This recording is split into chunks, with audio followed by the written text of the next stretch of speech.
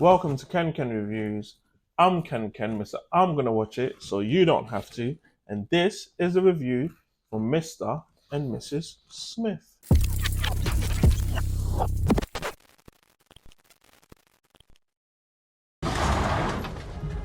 I'm Jane. I'm John. Love and happiness. Banking card and marriage registration. Something that can make you do We're married. Yeah, I guess we're married. make you do right. They didn't bring up that we'd be paired until the last interview. It's an old KGB tactic. You draw less attention as a couple. Very romantic. What is it that you two do? We're software engineers. Administer single dose, no casualties. Based on a spy action comedy presented by Brad Pitt and Angelina Jolie, we are graced with a series by Amazon Prime to not pick up where the classic left off. We are met by new John and Jane Smith as we follow their careers as international spies who fall in love and end up going against their employers. It's 8 episodes with good concepts and good comedy. In some parts. Danny Glover plays John Smith, and this time around he's an ex-military man who just applies for this role. He feels familiar, like I'm watching Atlanta, so it just feels like he played it safe. And as an action man, it's a no from me. Maya Erskine plays Jane Smith, and unfortunately, you can fight me if you want, she's going to be held up against Angelina's performances, and no, she didn't deliver.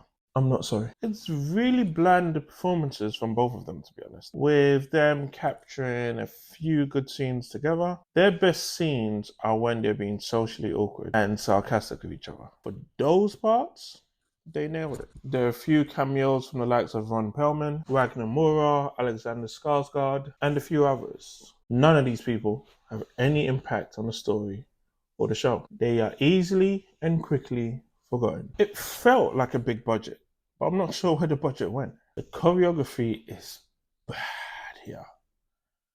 When I mean bad,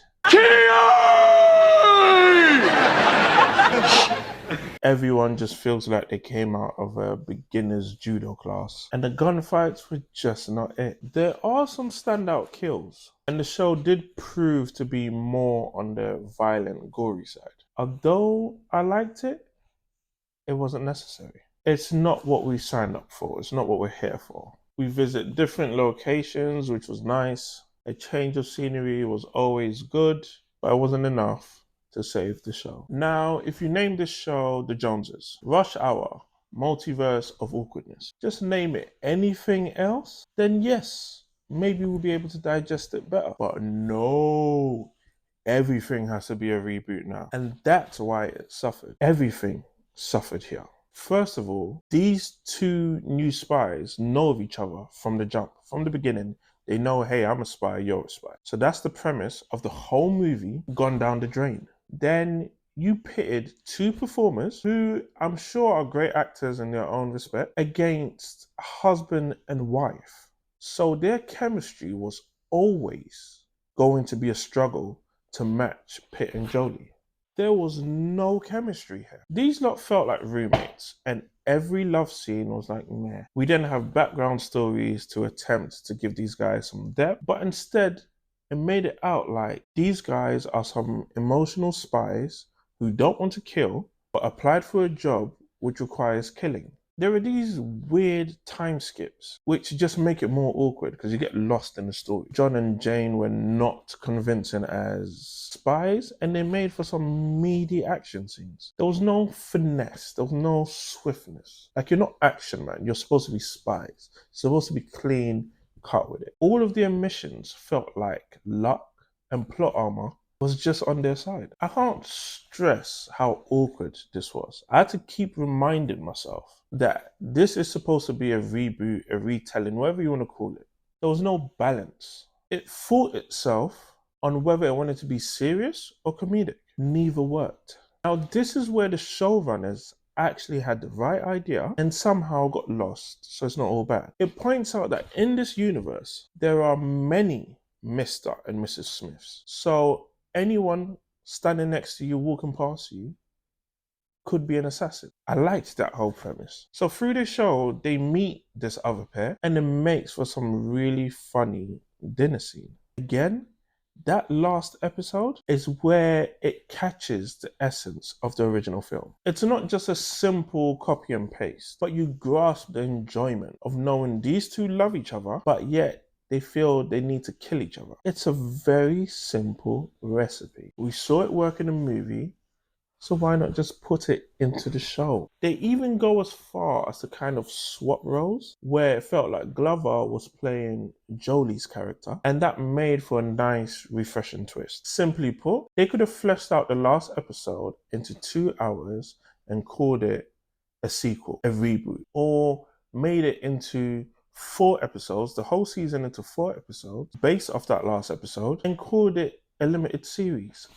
Boom, everyone's happy. I'm not sure if I like the ending. It was like a strange call, a strange decision to end it like that. Some huge unnecessary cliffhanger, making it way too deep than it needs to be. Again, this is just supposed to be a light-hearted fun, but somehow they made it too serious, which sucks the fun out. I'm gonna call it out. It's a bus stop show.